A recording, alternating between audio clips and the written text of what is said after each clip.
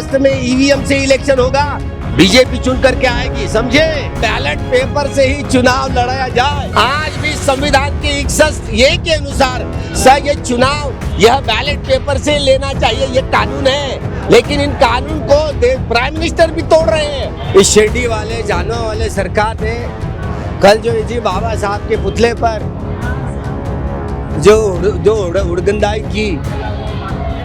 की, पता नहीं हमारे कवाड़े सर को भी और हमारी सुरेखा भाई को भी क्या करेंगे, क्या कहेंगे। तुम जिम्मेदाराना लोग हो,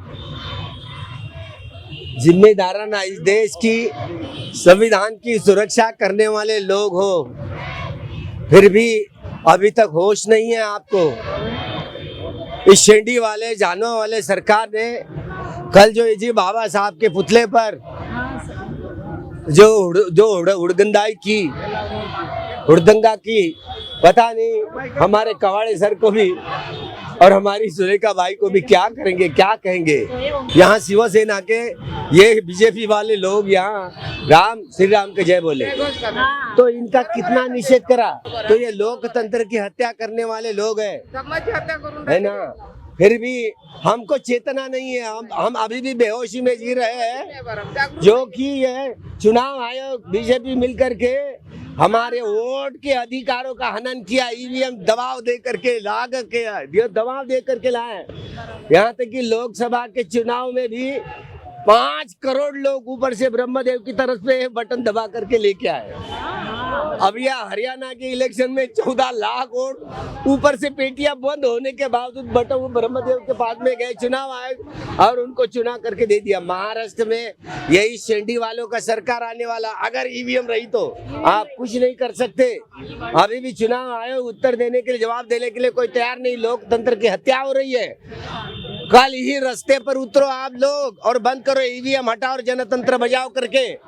अगर सुप्रीम कोर्ट में इतना मतलब ये उन लोगों ने, चाहे वो चंद्रचूड़ हो सुप्रीम कोर्ट का, जितने 7 जो कुर्सियों के पावर वाले जो सुप्रीम कोर्ट के सर न्यायाधीश हो, उन्होंने और इस देश का प्राइम मिनिस्टर सभी अपने अपने प्रोटोकॉल तोड़ दिए है। सर वो यहाँ एक सर न्यायाधीश है जिनके पत्नी ने अपने घर में गणपति बिठाया था, और ये नरेंद्र मोदी को मालूम हुआ तो बिना बुलाए मेहमान हुए, जा करके गए तो उनको रोकना था, क्योंकि 2400 घंटे सुप्रीम कोर्ट का न्यायाधीश का वो मकान जो होता है, निवास होता है, वह जज होता है, वो कहीं निवास नहीं होता है।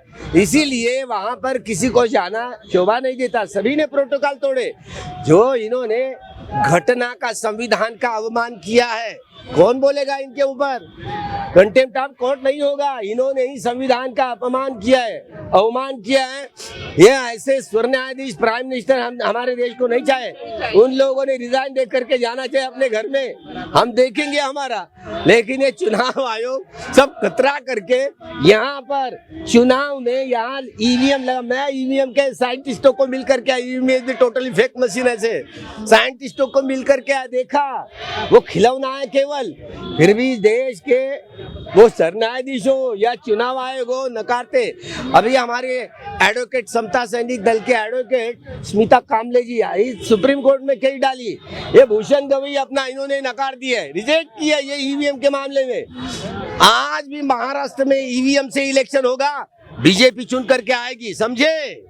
ये हेरा फेरी होगी। इसलिए सभी राजनीतिक, सामाजिक, आर्थिक, सांस्कृतिक संगठनों ने अभी कल से ही ईवीएम हटाओ और फिर से बैलेट पेपर से चुनाव कराओ, ऐसी सब पार्टियों में डिमांड करनी चाहिए। अगर जनता खतरे में है, जनतंत्र ये भी, अगर यही ईवीएम में अगर इलेक्शन होगा ना, माफ नहीं कर पाएंगे लोग आपको। इसलिए आप सब लोग रास्ते पर उतर करके ईवीएम हटाओ और बैलेट पेपर से ही चुनाव लड़ाया जाए। सभी संगठनों के सभी सारे पुडारियों को, नेताओं को ईवीएम में जहर है। ईवीएम हैक करके ही ये बीजेपी वाले सत्ता पर आ गए। इसलिए ईवीएम हटाओ और जनतंत्र बचाओ, यही सभी लोगों ने कल से रास्ते पर उतर करके महाराष्ट्र सरकार को नहीं से केंद्र गवर्नमेंट को, चुनाव आयोग को ये बोल दो कि ईवीएम से नहीं, बैलेट पेपर से चुनाव। आज भी संविधान के 61A के अनुसार ये चुनाव यह बैलेट पेपर से ले देना चाहिए, ये कानून है, लेकिन इन कानून को प्राइम मिनिस्टर भी तोड़ रहे हैं और चुनाव आयोग भी तोड़ रहा है। इस देश के प्राइम मिनिस्टर और चुनाव आयोग, इनका निषेध करता हूँ। और जो कल की हुई जो देवेंद्र फडणवीस बाबा साहब के पास में आकर के वो जय श्री राम के नारे बताते, अरे भाई इसका मतलब ये जब से छितू वाली बात है।